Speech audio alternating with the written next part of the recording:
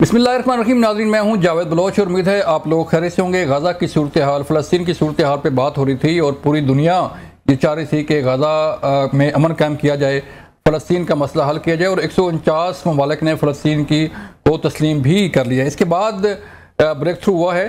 गुज़िश्ता रात president Donald Trump और Israeli वज़ीर-ए-आज़म ने एक जॉइंट प्रेस कॉन्फ्रेंस की जिसमें 21 नुकाती जो एक फार्मूला है वो अनाउंस किया गया है कि गाज़ा और फ़लस्तीन की सूरत हाल को कैसे बेहतर बनाया जा सकता है, वहाँ गवर्नेंस के हवाले से जो है वो कैसे बेहतरी आ सकती है, गाज़ा से इजरायली फ़ौज का इनखला जो है वो कैसे होगा, गाज़ा में फ़लस्तीन में अमन का क़याम कैसे होगा और किस तरह जो है इजरायली फ़ौज जो है वो वापस जाएगी और उसकी तामीर नौ की जाएगी। गाज़ा की तामीर नौ के हवाले से, फ़लस्तीन की तामीर नौ के हवाले से, वहाँ पर हुकूमत के हवाले से जो है तफसील के साथ ये सारी चीज़ें आई। और इससे फार्मूला जो 21 नुकाती फार्मूला एक जो अनाउंस किया गया, इससे पहले 8 इस्लामिक कंट्री के सरबराहान से मुलाकात हुई डोनाल्ड ट्रंप की और उसमें भी ये तजावीज़ सामने आई कि अमन के लिए जो है वो फ़ौज, एक ऐसी फ़ोर्स जो है वो तश्कील दी जाए कि जो वहाँ पर अमन का क़याम में ला सके और वहाँ पर अमन कायम रख सके।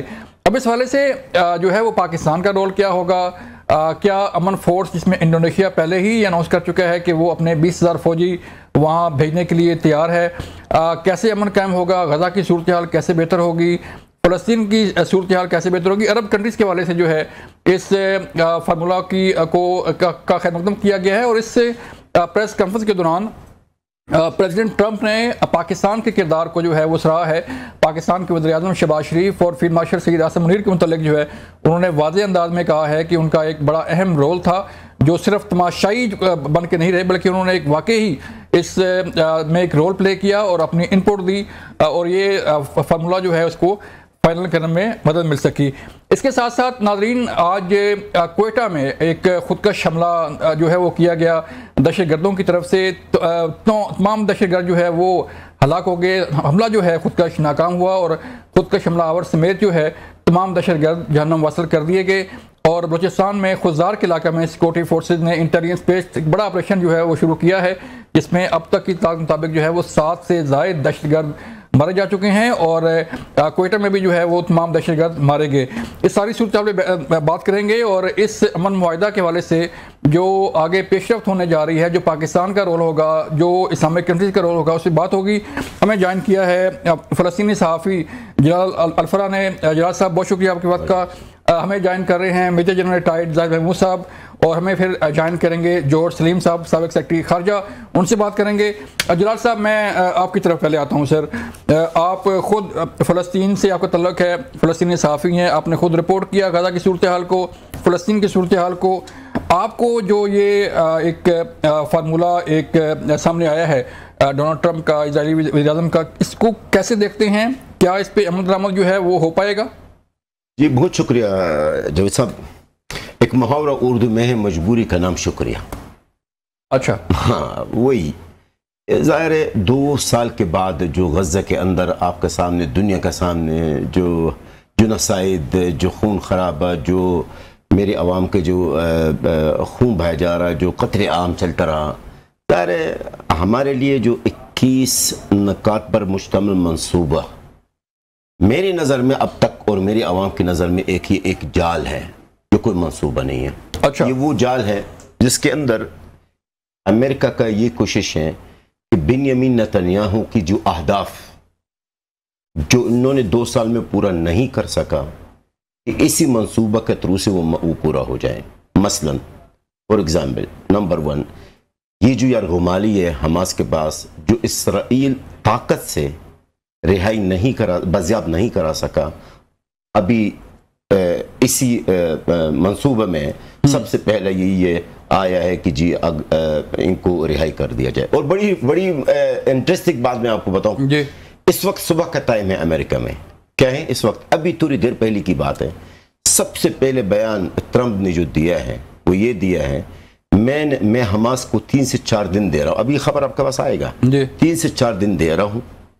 अगर वो यरगुमाली को रिहाई नहीं करते तो इसराइल को खुल्लम खुल्ला इजाजत है, ये इनके अल्फाज अभी की बात है, कि वो जो भी कर ले। रात को भी उन्होंने कहा था। हाँ, नहीं, अभी दोबारा सुबह इनको यही याद है कि जो इसराइल चाहे वो कर सकता है। देखिए जावेद साहब, मैं गुजारिश करना चाहता हूं, अगर ये जो 21 नकात हैं, अगर एक एक को आप चेक करेंगे, आप देखेंगे, इसकी डिटेल में जाएंगे, अव्वल तो इस पे इम्प्लीमेंटेशन करना मुश्किल है सब पर। अच्छा, नंबर वन मैं बताऊं। दूसरी बात, जैसा कि आपको पता है कि ये जो तजवीज़ हैं हमास को भेज दिया गया है थ्रू कतर के थ्रू से, यानी कतर के जरिए से हमास की क़यादत को भेजा गया है, और मतलब मंजूरी के लिए। लेकिन जहां तक मैं समझता हूं, और हमास के जो क़यादत को मैंने बड़ा करीब से समझता हूं, कि मुश्किल है कि हमास उसको मंजूर कर ले। दो कंडीशन एक्सपेक्टेड है, दो बातें। या फिर हमास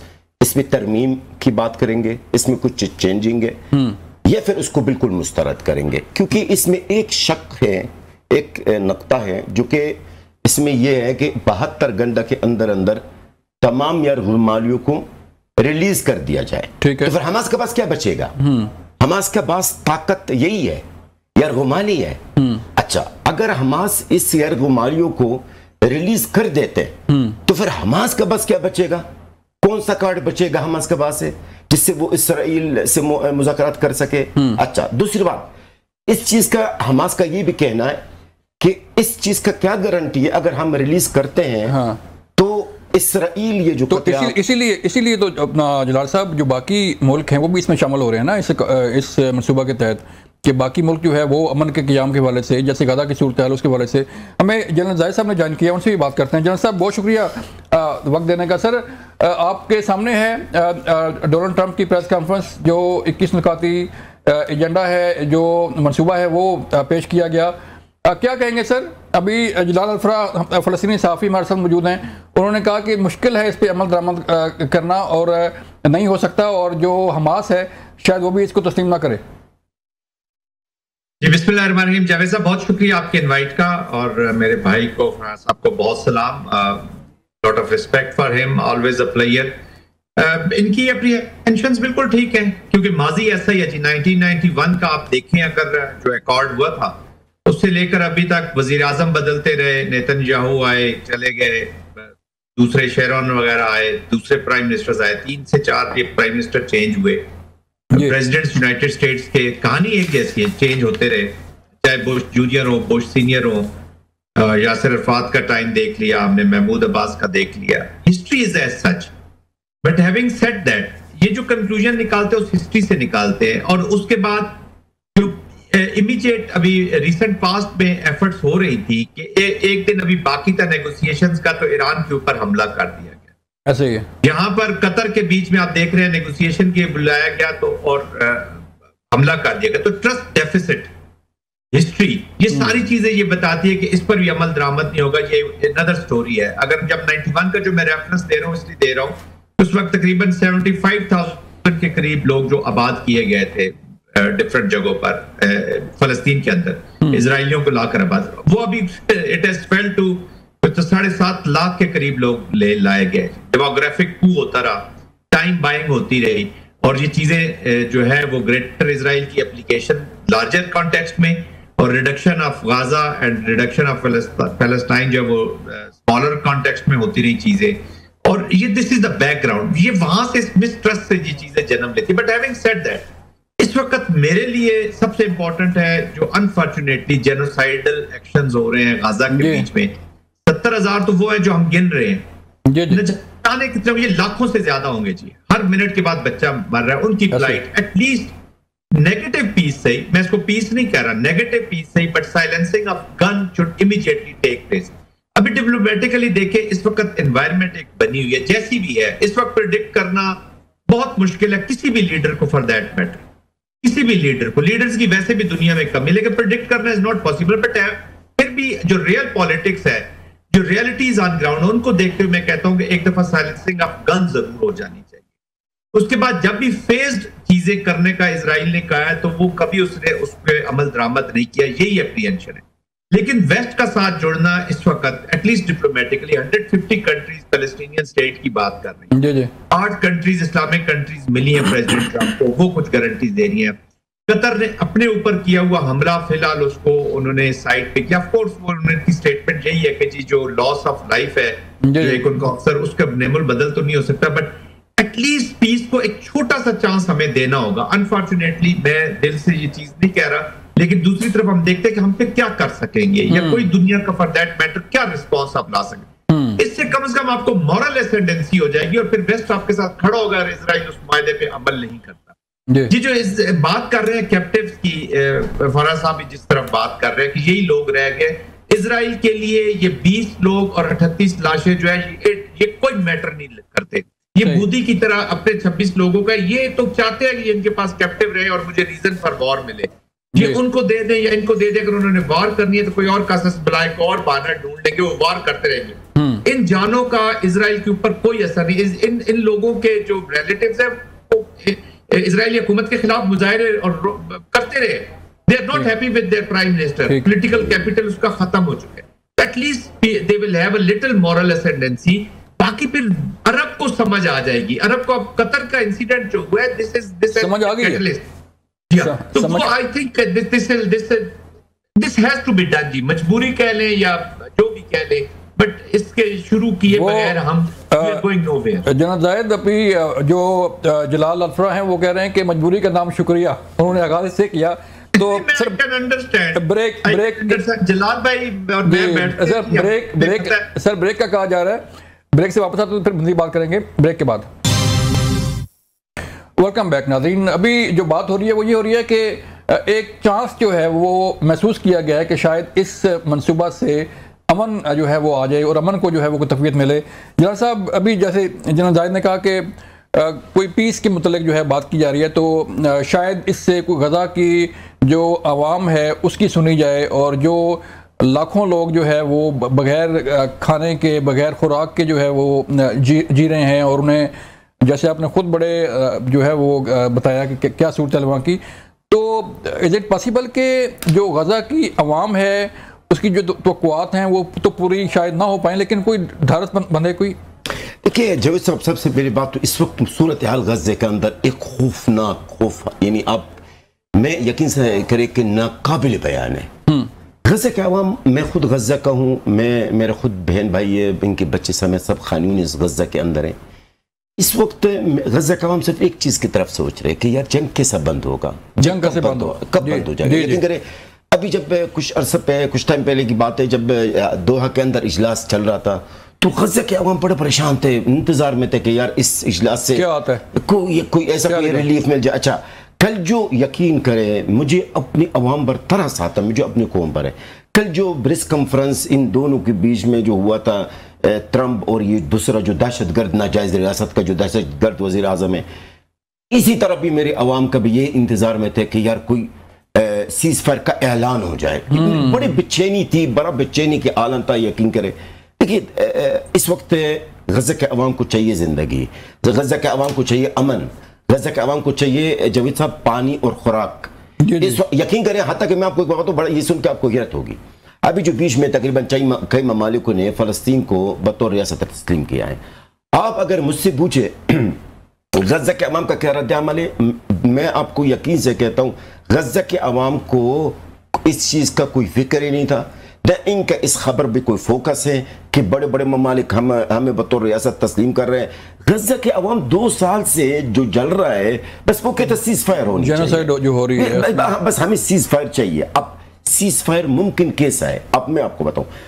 कल की बात, कल कॉन्फ्रेंस चल रहा है, कॉन्फ्रेंस के दौरान, सिर्फ कॉन्फ्रेंस के दौरान जो बेंजामिन नेतन्याहू, इसी के दौरान 11 लोग शहीद हुए। अच्छा, कल से लेके अब तक गज़ा के अंदर है, यकीन करें मजीद हमलों में इजाफा हुआ है। बड़ी देखिए, मैं हमेशा हर प्रोग्राम में एक जुमला कहता हूं, सबसे बुरी चीज है ना जब आपका दुश्मन कमी ना होता है।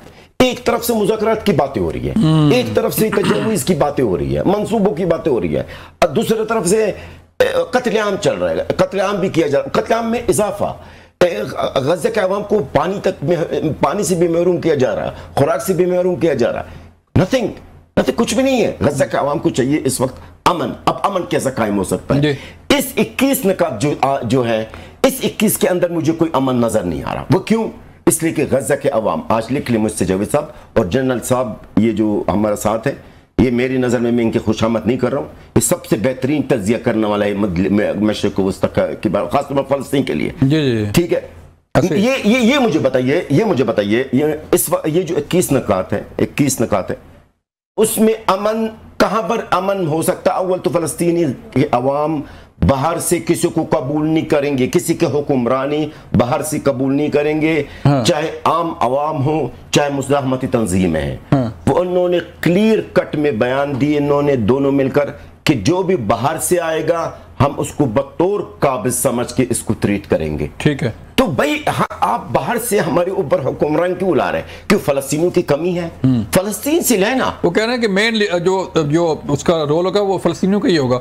जनरल जायद, अभी आपने सुना कि ये सीज फायर जो है, वो क्वेश्चन ये उठाया जा रहा है कि इस फार्मूला के तहत, इस एजेंडा के तहत, इस मनसूबा के तहत जो है वो सीज फायर कैसे होगा? जैसे ट्रंप साहब ने कहा जी कि अब ग्रेजुअली जो है वो फ़लस्तीनी फौजी जो है वापस जाएंगे और यरमली रिहा होंगे, और अब भी ये कहा जा रहा है कि हमास के लिए जो है वो 3-4 दिन का टाइम है, अगर तो उन्होंने यरमली रिहा कर दी तो ठीक, वरना फिर जो है वो इजरायली वज़ीर आज़म जो चाहें वो करेंगे। तो पीस जो है वो सर कैसे आएगा, अमन कैसे होगा, सीज़ फायर कैसे होगा? देखिए, जो प्रैक्टिकली ऑन ग्राउंड चीजें होंगी जी, वो कुछ इस तरह का होगा कि अभी एक लाइन लगाई जाएगी, जहां तक अभी वो आए हुए हैं उससे पीछे एक सर्टेन एरियाज मार्क कर दिए जाएंगे, जहां पर जो लाइकली है, असेसमेंट है, जहां पर ये इजरायली फोर्सेस मूव करेंगे उस लाइन को अचीव करने के लिए। और उससे पहले आई एम श्योर के ये जो कैप्टिव्स हैं इन्होंने हवाले होने हैं, और उसके बाद वहां से फेज्ड ही है। Unfortunately again it is phased, immediately वो विड्रॉल नहीं कर रहे कि पूरा फलस्तीन खाली कर देंगे, फेज्ड ही है, जो ज्यादा शकूक पैदा करते हैं। और उसके बाद अनदर लाइन पे जब ये जाएंगे, उससे भी पिछली लाइन पे, तो उस वक्त जो सिक्योरिटी फोर्सेज हैं, जो इस्लामिक कंट्रीज की बात हो रही है या दूसरी सिक्योरिटी फोर्सेज है, वो आके इस एरिया पे आके अपना बैठेंगी to maintain the ceasefire and to maintain the law and order and to maintain the ceasefire. वो कोई लड़ने, ऐसे जंग लड़ने नहीं आ रही कि इजराइल के साथ वो जंग लड़ ली जाए। और फेज 3 में लाइकली है कि ये इजराइल जो है वो फलस्तीन को खाली करेगा। बट हैविंग सेड दैट, उस फेज 3 के बाद भी ये अपने कुछ ना कुछ बफर जोन्स कह लें या पासिंग पॉइंट्स कह लें कि वो फलस्तीन में आ जा सकें। गो के नेतन्याहू तो क्लेम कर रहा है कि जी इजरायली सिक्योरिटी फोर्सेस तो वहां पे रहेंगी, लेकिन आई डोंट थिंक सो कि उसकी सिक्योरिटी फोर्सेस को फिर वहां पे रहने की इजाजत मिल सकेगी, क्योंकि उसकी वजह यह है कि फिर तो कॉन्फ्लिक्ट वही का वही खड़ा है जी। उसका अगर आप हमास को कह रहे हैं कि हमास शुड क्विट पैलेस्टाइनियन उसमें अथॉरिटी का या जो भी गवर्नमेंट की शक्ल बनती है उसके बीच में अगर रोल नहीं है, तो फिर इजरायली फोर्सेस का भी यहाँ पे रोल नहीं है। Then Palestine has to be governed by the Palestinians. ये नहीं हो सकता कि फिर उसको कोई इजाजत दे दे। बट तो इस तरह का एक लेकिन सर देखें ना, आपने जो पहले ही बात की कि ट्रस्ट डेफिसिट है, जैसे अभी जलाल भाई ने कहा कि एक तरफ तो प्रेस कॉन्फ्रेंस हो रही थी और दूसरी तरफ जो है वो हमले हो रहे थे और 11 लोग जो है उससे ड्यूरिंग प्रेस कॉन्फ्रेंस से शहीद हो गए। तो अब जारी बात है अमन फोर्सेस भी वहां पहुंच जाएं, और इजराइल की क्या गारंटी है, क्या अमेरिका ये गारंटी दे सकता है कि वो दोबारा हमला नहीं करेगा? मोस्टली डिपेंडेंसी हुई है जी डिप्लोमेटिक पॉलिटिकल मोरालिटी के ऊपर, विच इज लैकिंग। एक उसके ऊपर मोस्टली ये हुआ है। लेकिन देखिए फिर एक एनवायरनमेंट बन जाएगी। ये याद रखिएगा कि इजराइल को भी बड़ा नुकसान हो रहा है। ये हमारे ज़हन में असल में ये चीजें आ गई। Israel has lost a lot, political capital खत्म हो गया इस शख्स का, इस टेररिस्ट का जिसकी आप बात कर रहे हैं। Secondly, Israel in the committee of nation it is being hated along with Americans. Unfortunately west की गलियां बोल रही हैं, सड़कें बोल रही हैं। 2/3 ऑफ अमेरिकन्स have declined, मतलब है वो 2/3 of American people less the elite Congress 2/3 जो है वो इजराइल की पॉलिसीज के खिलाफ है। और अमेरिका में भी एक वाइडर एक थॉट आ रहा है कि जी इजराइल के पीछे पता नहीं इसके पैसों के, लेकिन अब पैसा तो एलीट ही ऊपर बांट रही है ना। जो भी इजराइल इन्वेस्ट कर रहा है इनकी इलेक्शन कैंपेन्स में, ये वो एक आम अमेरिकन को क्या उस पर असर हो रहा है जी, मुझे बताइए। तो वहां पे हेट डेवलप हो रही है, एक हेट इनके खिलाफ डेवलप हो रही है। ह्यूब्रिस इनका जो माइंडसेट है, पहले इंडिया को ले डूबे। पाकिस्तान लकी है कि हमारे पास स्ट्रेटेजिक ऑटोनॉमी रही है, हमारे पास सॉवरेनिटी के लिए हमने अपने आप को पता नहीं किया या नहीं किया, कम से कम अपने दिफा को, अपनी हुसैनियत को, अपनी डिफेंस को मेंटेन रखा है। आज ईरान के अंदर भी ये पावर होती, अरब ममालिक में भी ये पावर होती, उनकी डिपेंडेंसी ना होती, तो इजराइल इस तरह बदमस्त हस्ती की तरह नहीं फिर सकता। उसे पता है ये डेटर्स रीगेन इतने जल्दी नहीं कर सकते, तो they have to create an environment. इसलिए मैं कहता हूं कि फलस्तीन को, मैं उसको, sorry to use this word, but मैं एक रियलिस्टिक अगर वो एनालिसिस करूं, I think we should leave it for another day. ये ऐसे नहीं है कि ये जंग अभी आप इस कंडीशन में यू कांट अल्टर दी, इसलिए वो हिब्रस हुआ कि वो अपने आप को मिलिटरली सक्सेसफुल समझ रहा है नहीं। अभी जलाल साहब ने जो बात की थी कि जो वो जंग से नहीं हासिल कर सका वो मेज पे हासिल करना चाहता है, जंग से हासिल कर लिया होता तो आज मेज की वो बात ही न करता। मेज पे इसलिए आया कि उसने पॉलिटिकल ऑब्जेक्टिव्स अभी पूरे अचीव नहीं किए। None of the objective has been completed. Hamas का रोल शोल खत्म हुआ है, लेकिन फ्रिक्शन का रोल इस तरह खत्म नहीं होता, ये तो ब्लड में चलेगी enmity. But having said that, I would prefer कि ये पूरा टोटल पीस, पॉजिटिव पीस की तरफ जाए, जहां पे जो कॉन्फ्लिक्ट के बेसिक इश्यूज है उनको एड्रेस किया जाए। बट एट द मोमेंट गजा के लोगों के लिए एक हमें पॉज चाहिए। इवन ऑपरेशनल मिलिट्री भी अगर स्ट्रेटजी जारी रखनी है किसी ने तो अपना पॉज, लेकिन वो मिलिट्री स्ट्रेटजी तब भी जारी हो सकती है जब आपकी रेगुलर फोर्सेज हो। Unfortunately I don't believe in this कि आप एक फ्रिक्शन तो रहेगी, लेकिन टू बी वेरी ऑनेस्ट, बाकी अरब वर्ल्ड की जब तक स्ट्रेटेजिक ऑटोनॉमी में इजाफा नहीं होता, आप अपनी मर्जी के सॉल्यूशन यहाँ पे नहीं ले सकते। बिल्कुल ठीक है। जैसे जलाल ने कहा कि गजा के अवाम जो है वो सीज फायर चाहते हैं, आपने कहा कि पॉज चाहिए अवाम को ताकि कोई सुकून का सांस ले सकें। ब्रेक का कहा जा रहा है, मिलते हैं ब्रेक के बाद। वेलकम बैक नाज़रीन। जलाल भाई, जैसे अभी बात हुई कि आपने बात की कि इजराइल जो है वो जंग से वो फ़ायद या मकासद हासिल नहीं कर सका, और अब जो है अमन की बात की जा रही है और टेबल टॉक की बात की जा रही है। अब मसला ये है कि इसका कंक्लूजन क्या होगा? फार्मूला तो अनाउंस हो गया, एजेंडा अनाउंस हो गया, लेकिन अब इस पर अमल दरामद होना है।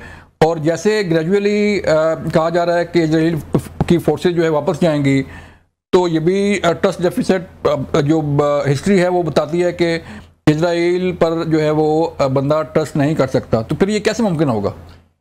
देखिए जो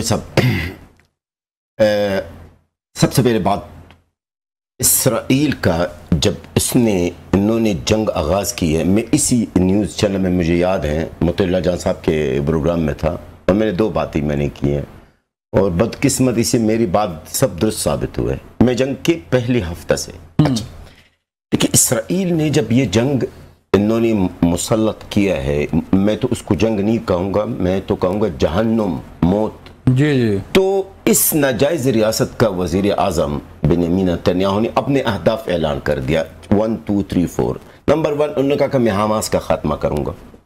नंबर 2, मैं जो यरगमाली है इनको मैं जो है बाजियाब कराऊँगा। नंबर 3, गज़ा के अवाम को गज़ा से निकाल दूँगा, ठीक है ना। नंबर 4, इन्होंने वो चीज़ इन्होंने कहा कि मैं जो मतलब गजा को खाली कर दूंगा, वहां पर एक नहीं, मतलब मुख्तलिफ इनके अहदाफ है, कोई 3 या 4 या 5 इनके जो अहदाफ एक भी पूरा नहीं हो सका। अब वो इसी तरफ से अमेरिका के थ्रू से इसको पूरा करने की कोशिश किया है और कर रहा। अभी जो आपके सामने जो हो रहा चल रहा है, जो मंसूबा है 21 नंबर की जो नुकात है, इस 21 धोखा है, 21 धोखा है। देखिए जावेद साहब, मैं एक मुख्तसर बात आपको बता दूं और आपके नाज़रीन को, गजा फलस्तीन का हल एक, दूसरा कोई हल नहीं है, वो है 2 स्टेट्स सॉल्यूशन।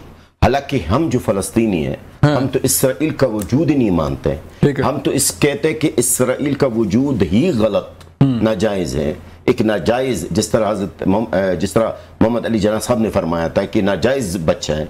लेकिन इसके बावजूद भी वही वाला जुमला मेरा जो शुरू में, मजबूरी का नाम शुक्र है, क्योंकि हम देख रहे हैं उम्मत मुस्लिमा और अरबों का हाल यही है, तो हम इस 2 स्टेट सोल्यूशन पे हम एग्री हो गए, हम आमादा हो गए, ठीक है। देखिए मशरिक वस्ता के अंदर जब तक फलस्तीन खुद मुख्तार रियासत आज़ाद नहीं होगा, अमन नहीं होगा। अब किस तरीके से होगा, यह हमारे अरबों में है, अरबों का हाल तो आपका सामने। बस मैं तो कहूँगा इस वक्त मेरे अवाम को चाहिए सुख का सांस लिया जाए। मेरे अवाम को, मैं गजा के अवाम को इस वक्त चाहिए खाना पीना खुराक, और इनको ऊपर जो मौत मुसल्लत है वो रुके। कि ये मेरे ख्याल में ये जो अभी कहना कब्ज़ वक्त है कि अभी हमास का क्या जवाब आता, उसके बाद हम कह सकते हैं कि आने वाले वक्त के बारे में। लेकिन कतर तो जो अपनी कोशिश कर रहे हैं ना हमास के साथ, सिर्फ कोशिश कर रहे हैं, लेकिन कुछ ऐसी बातें हैं जो हमास मैं नहीं समझता हूँ कि मान जाएंगे। एक तो हथियार नहीं डालेंगे हमास, ये मुमकिन नहीं है। इसमें हथियार डालने का जिक्र भी है ना सर, कि हमास के हथियार डाल दे। अच्छा, दूसरी बात है कि यार गुमालियों को इस तरह रिलीज कर दे, तो कैसे रिलीज करें? वही बात आ गई ना सर। फिर हमास के पास क्या बचेगा? अगर वो यार गुमालियों को इस वक्त रिलीज कर देते, अव्वल तो वही वाली बात है जो मैं हमेशा कहता हूँ, इसराइल बर और अमेरिका पर भरोसा करने वाला बेवकूफ, जो भरोसा करता है वो बेवकूफ है। सबसे बड़ी बेवकूफी है इसराइल पर और अमेरिका पर भरोसा करना है। क्यों? आपको अभी कुछ दिन पहले क्या हुआ कतर में? कतर है, कतर जो साल से किरदार अदा कर, सालस हाउस पे अटैक हो गया सर, वही बात है ना। हो गया। तो मेरे ख्याल में ये हमास इस तजवीज़ को इतना आसानी से मंजूर नहीं करेगी। ठीक है जनरल ज़ाहिर साहब, फिर क्या इसका जो है इस सारी डिबेट का जो है वो आगे रिजल्ट क्या निकलता है कि अब अनाउंस तो हो गया ये, फिर बार बार यही क्वेश्चन पैदा होता है कि इस पे अमल दरामद कैसे होगा? जो ट्रस्ट डेफिसिट है उसका जो है वो उसका क्या हल होगा? हमास क्या हथियार डालेगा? ये हमास का रोल क्या होगा फिर? देखिए जी, डीमिलिटराइजेशन और डी रेडिकलाइजेशन दोनों बड़े ऑब्जेक्टिव्स हैं किसी भी सोसाइटी को, स्पेशली जब वो फ्रिक्शन में चली जाती है। रीजन्स को आप डीमिलिटराइज करेंगे, एक ही चीज से कर सकते हैं कि जस्ट सोल्यूशन हो for the basic reasons for the war.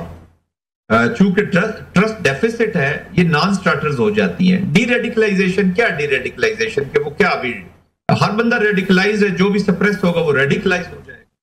हर बंदा अपनी कहीं से वो जैसे डी रेडिकलाइजेशन और क्रिश्चियंस की जो जायनिज्म का ये जो एप्लीकेशन है, सॉरी इनकी जूइश जायनिज्म की जो वॉर फॉर्म में, तो फिर उनको भी डी रेडिकलाइजेशन एक प्लान करें। मिलिटराइजेशन की बात हो रही है। यस, हमास को कहीं ना कहीं पॉलिटिकली कहीं फिर कंपनसेट कर रहे हैं, लेकिन अहमद अल शरा को तो आप कर सकते हैं कंपनसेट। आई थिंक उनको थोड़ा सा पॉलिटिकली कहीं ना कहीं उनको आप गाजा से उठा के बाहर तो नहीं पाए। उन्होंने आम इसलिए उठाए हैं, आम इसलिए उन्होंने उठाए हैं, चले चाहे किसी ने यूज किया या नहीं किया, लेकिन वो लोग तो मरने के लिए, लड़ने के लिए आ गए ना जी मैदान। इन चीजों को कर रहे हैं, प्रिसीजन के साथ कर रहे हैं। और Pakistan military has the capacity, capability and will to eliminate them. पहले चूंकि गो की पॉलिसियां रही हैं, चांस देते रहे हैं, फिर सोशल मूवमेंट्स जो है वो सोशल डिस्ट्रप्टिव मूवमेंट बन के एक उन्होंने एक खिलाफ बनाने की कोशिश की है बिटवीन अवाम और अफवाज के बीच में।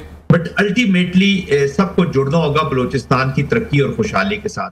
जहां तक मिलिट्री ऑपरेशंस का ताल्लुक है तो वो तो बड़े सक्सेसफुल हो जाएंगे। असल चीज है जावेद साहब, जो गवर्नेंस के इश्यूज हैं, जो पॉलिटिकल डिस्पेंसेशन के इश्यूज हैं, ताकि एक जो क्लियर होल्ड तो कर लेंगी फौज, लेकिन जो बिल्ड का प्रोसेस है वो साथ साथ चलना चाहिए। वो that is very very important. वो गवर्नेंस की इशू है वो। आपने आप जब तक आइन के अंदर जो भी चीजें करेंगे, आइन के साथ जुड़ के बातचीत करेंगे, चांस देंगे पीस को, तो बेहतर चीजें होंगी। अगर कोई इंडिविजुअल समझता है कि वो उससे बाहर होकर काम करेगा, तो आई थिंक एक सुराग से अब पाकिस्तान बहुत दफा डसा जा चुका है।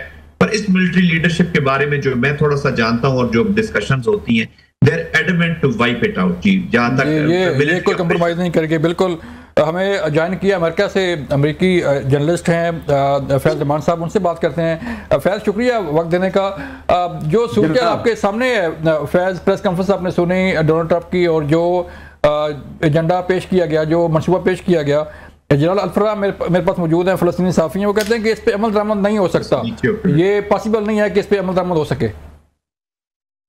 देखिए, बहुत हद तक इनसे मैं इत्तेफाक करता हूँ। उसकी वजह यह है कि जो असल जो फरीक है वहाँ, फ़लस्तीनी अवाम, मजलूम अवाम, जिन्होंने 70,000 से ज़्यादा जानों का नजराना पेश किया है, शहादतें पेश की हैं, उनकी पार्टिसिपेशन और उनकी राय लिए बगैर एक कोई भी हल अगर आप ऊपर से ठूसेंगे तो वो कहीं तारीख हमारे सामने, पूरी दुनिया की तारीख आप देखें, जहां जहां भी ऐसे मसाइल हुए हैं, जब भी कोई हल ठूसा गया है, ऊपर से इम्पोज किया गया है, तो वो कभी भी पायदार नहीं होता, बल्कि आगे बढ़ ही नहीं सकता। वो कहते हैं कि डेड ऑन अराइवल, जो एक मशहूर अमरीकी मुहावरा है, इंग्लिश मुहावरा।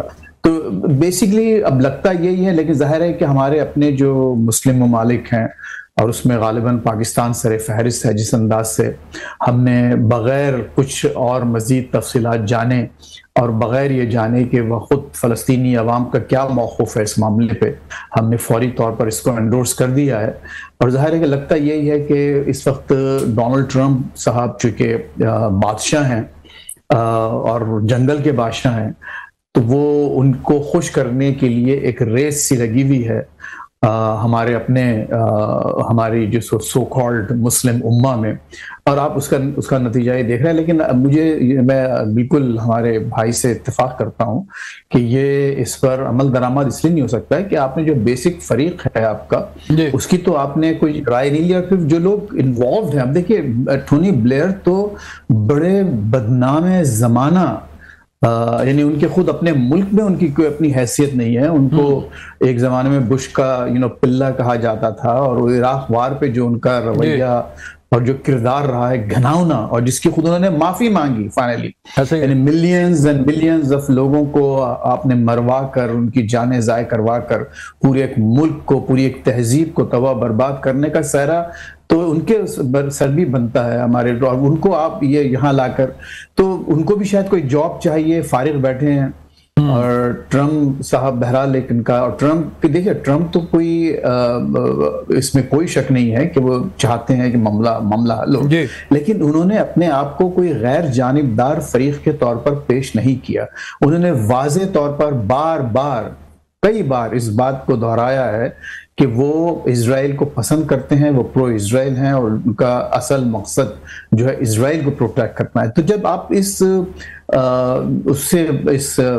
पर्सपेक्टिव से, इस कॉन्टेक्स्ट से सामने आ रहे हैं, तो मैं नहीं समझता कि वहाँ की जो अवाम है, और खुसूसन बल्कि फ़लस्तीनी अवाम को तो छोड़िए, मैं नहीं समझता कि मुस्लिम वर्ल्ड की जो एक कसीर तादाद है अवाम की, वो इस मामले के हक में होंगे। देखिए, इसमें मुझे गलत मत समझिए, मैं ये नहीं कह रहा कि कोई हल नहीं होना चाहिए। जाहिर है कि अब वो खून-रेज़ी रुकना चाहिए, कोई ऐसा रीजनेबल, किसी को भी जब भी कोई हल निकलता है, जब भी कोई बात आगे बढ़ती है, तो उसमें सब कुछ छोड़ना पड़ता है। मैं सिर्फ एक चीज हल निकलना चाहिए, लेकिन रीजनेबल हो। फैज, एक मिनट आया, मैं साहब की बातों पे बड़ी एक चीज कमेंट करना चाहता हूँ। अभी जो गुज़श्ता कुछ दिन पहले जब ट्रंप ने आत्म मुस्लिम और अरब ममालिक को के साथ मीटिंग की है, मुझे इस बात पे हैरत है जावेद साहब कि वो जो आपका अभी मेहमान है अमेरिका में फरमा रहे थे कि फ़लस्तीनियों का मौक़िफ़ जानना चाहिए। बड़ी अच्छी बात की इन्होंने।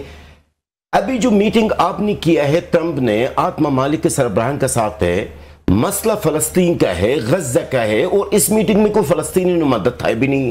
ये भी देखे ना कोई भी नहीं था, बल्कि उल्टा महमूद अब्बास के ऊपर, महमूद अब्बास जो इस वक्त हमारा सदर है, इसके ऊपर पाबंदी लगाया गया है कि आप टाइम खत्म हो गया। जलाल साहब बहुत शुक्रिया, जनरल साहब आपका शुक्रिया, फैज भाई आपका शुक्रिया वक्त देने के। नाज़रीन, ये था आज का प्रोग्राम। अपना ख्याल रखिएगा। अल्लाह हाफिज़।